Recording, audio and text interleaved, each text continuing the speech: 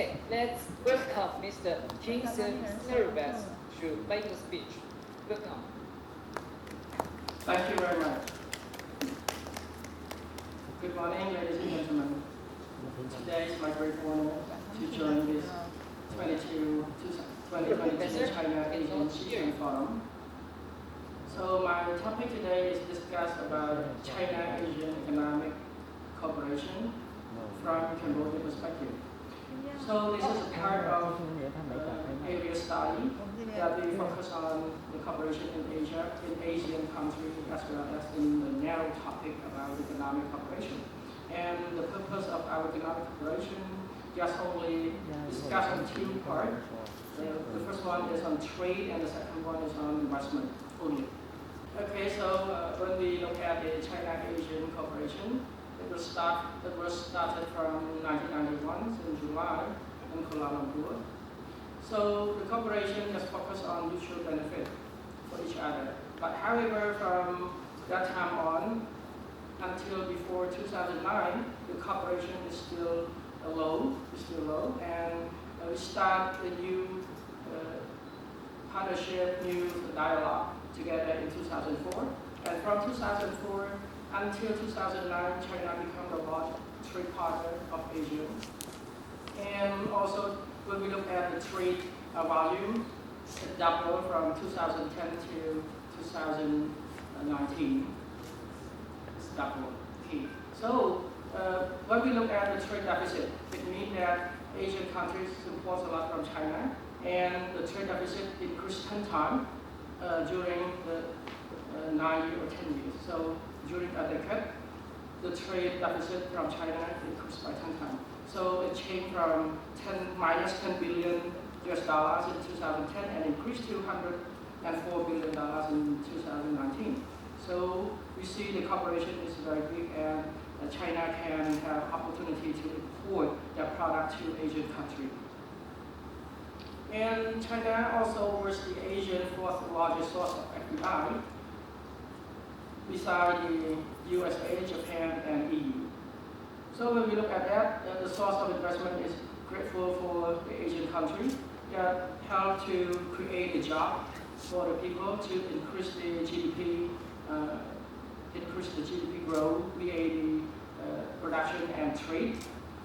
So that it become a good partner when we see the trade together with the investment. And the last part is China and Asia now together join comprehensive economic partnership that we call ASEP. So this agreement will provide a fruitful cooperation between China and Asia. So we discussed about the trade and investment of China and Asia in the perspective and the analysis of Cambodia. So when we look at this map, you will see the BRI Seal Road.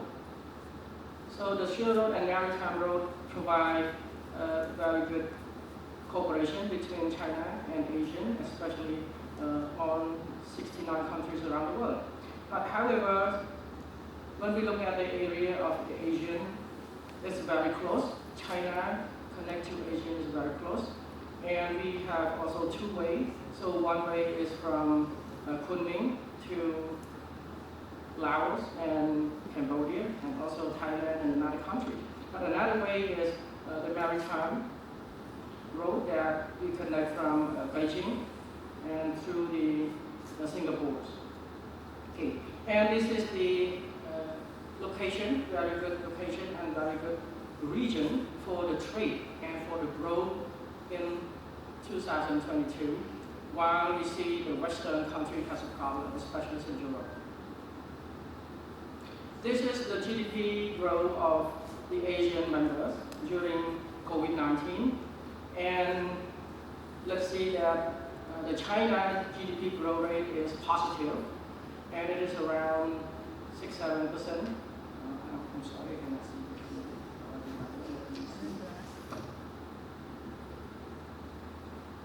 Yeah, so between the cooperation the partner of Asia and China, only two countries has economic growth, positive growth rate, only China and Vietnam. But when we see the other country during 2020 is minus, even Cambodia as well is minus 1.81%. Okay. So we can say that how strong of the two countries in the Asia, while while the 9 countries, because together is 11, so 9 countries face the minus growth rate, but only 2 countries has a positive growth rate. Okay, so we will analyze the situation later by that. This is the information for the first analysis, and we see in 2004 the Trade and Investment Cooperation and expansion started, that I mentioned about the dialogues in 2004, and from that time, so China and Asia create the expo that we call CA Expo. So the CA Expo is in the purpose of trade in goods, investment cooperation, advanced technology transfers, trade in service, city-to-city exchange, industry connection, and sub-regional cooperation of Asia and China. And we see the trade between Asia and China from 1991 just only $8.36 billion.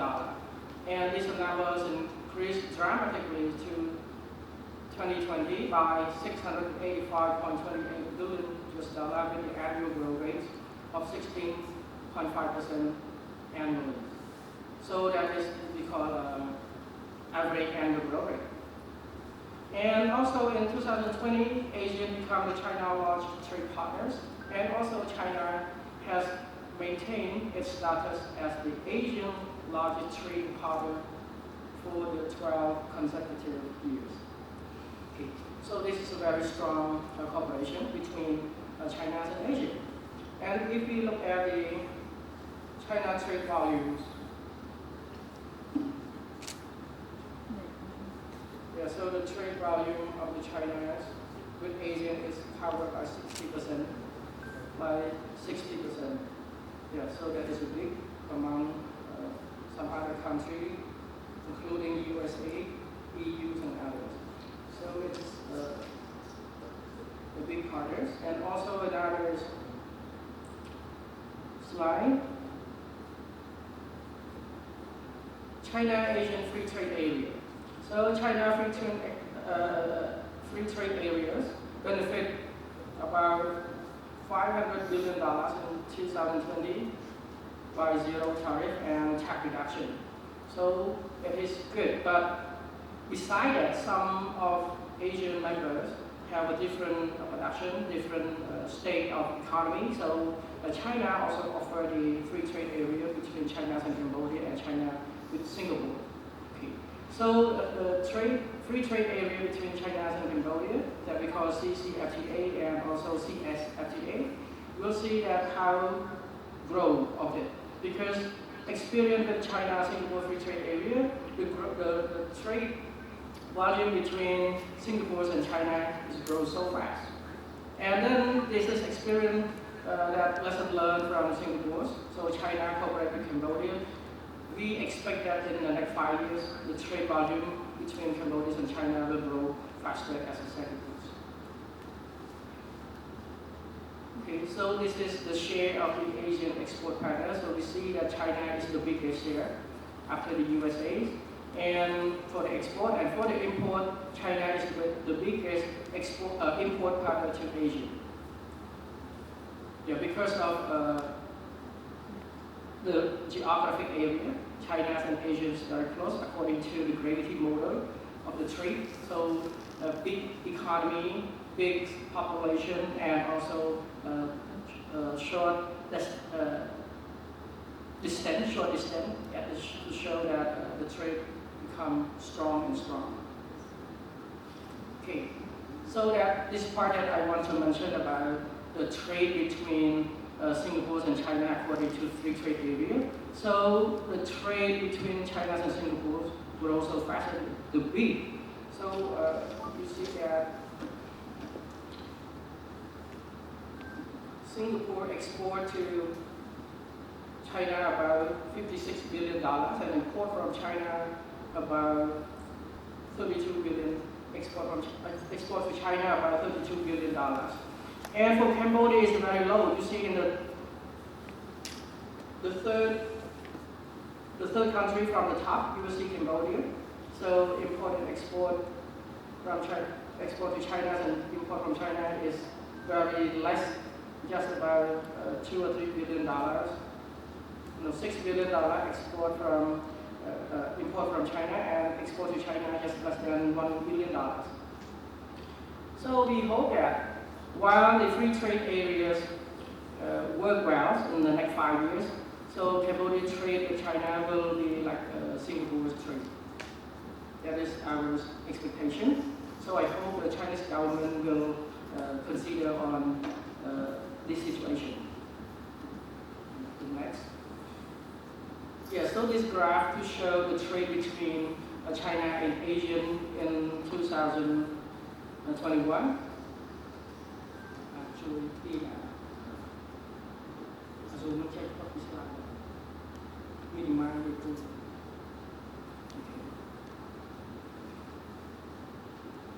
so we see the trade volume is reach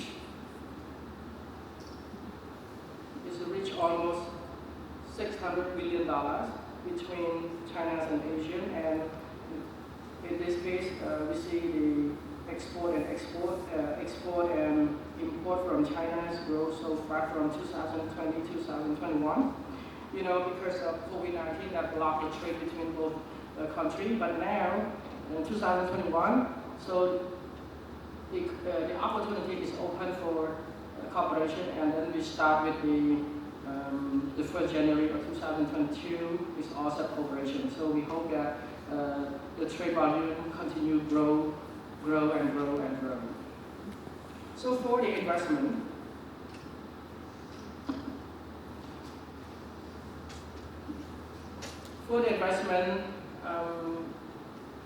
to improve the regional global chain is the purpose of investment. And we see that now the cost of production in China is increased, and the production pattern also increased, also changed. And some other factories must be moved to low-income countries like some Asian states. So in this situation, China cannot produce everything itself. China must share the global value chain to the other country. Example, to produce the apparel. So nowadays, Chinese company come to Cambodia and produce the thread. The thread will produce in Cambodia. And we hope that in the next year, the cotton factory will be moved to Cambodia. So this is a part of linkage between backward linkage and also production, that we can share each country member by the production and work together. That is called multilateralism that introduced by President Xi Jinping. So for transfer factory, that is a good opportunity for Asian, that Asian has a lower cost of input, lower cost of labor, and also with higher productivity, especially to increase the competitiveness. So if China cooperated Asian in this global value chain like this, backward and forward linkage, so we will see China increase their competitiveness in the world. And as well as transfer of the technology is important during the investment.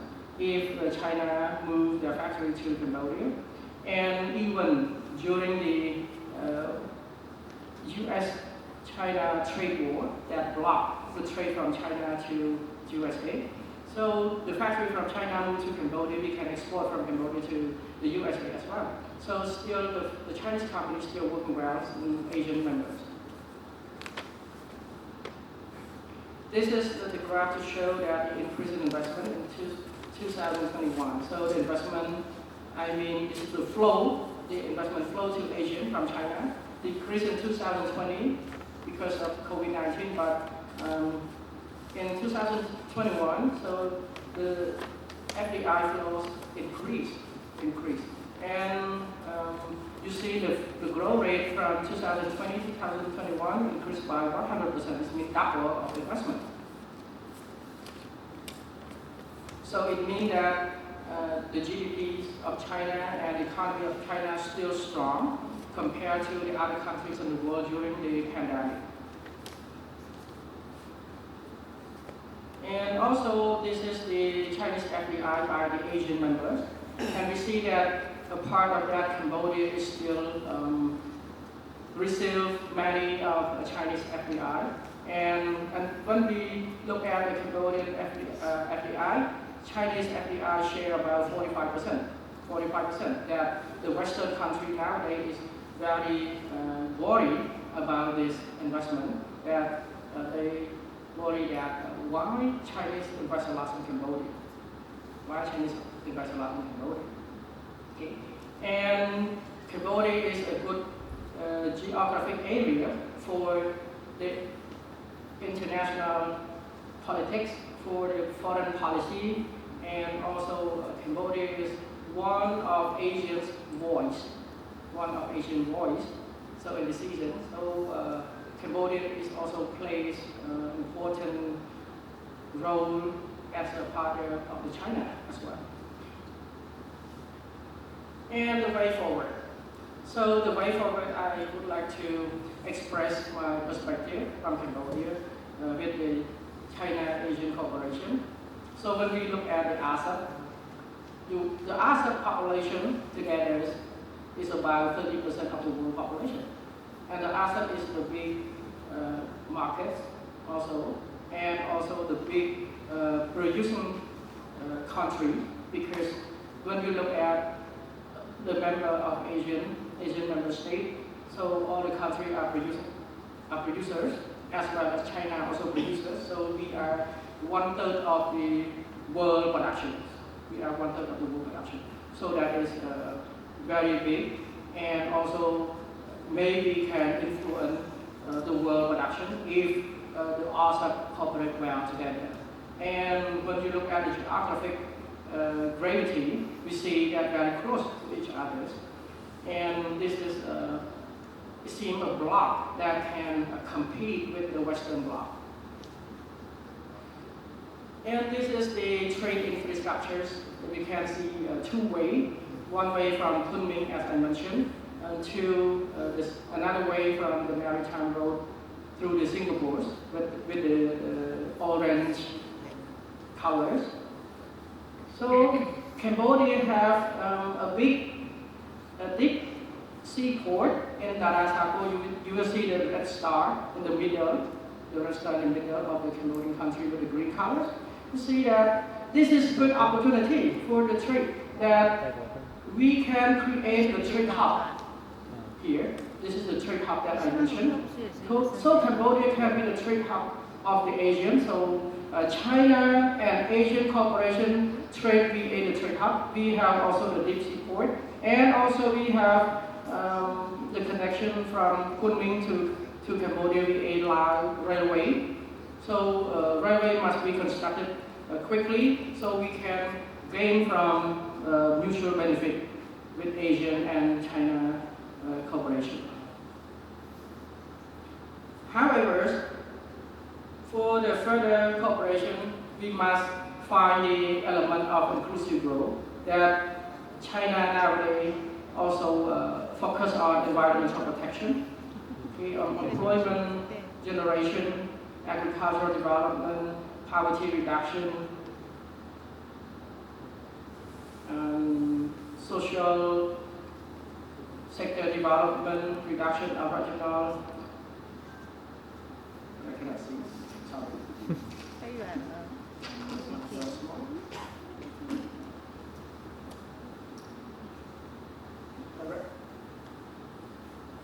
Regional disparity and also industrial development.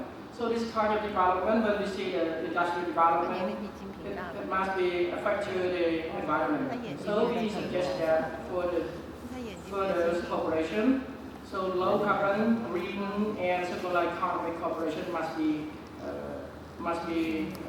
in the consideration. We are using technologies, and also we suggest that to build a provincial link on the area of coastal tourism link, trade link, and special dynamic zone. And also we can develop this area by using collective tax. So I heard from speaker from Thailand that he mentioned about the tax on environment, tax on cigarette. That is a kind of collective tax that we collect from the environmental destructive production, and then we just put it into the development of that green zone for the tourism, for the trade and special economic zone as well. And also we suggest to build Sino-Asian free trade zone that not only for a specific country but also for Asian as well.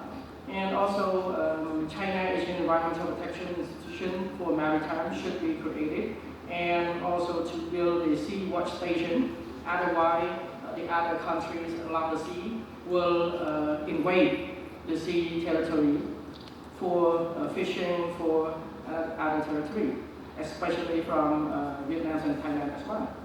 And also we need to create an aquarium and aquaculture development, because since we know that the development of population growth, so demand for food is increased, and also the natural disaster is not enhanced, it's not improved well, so we need aquaculture to support the food and also for tourism, and also create the Ocean Environmental Protection Organization beside the UNEP.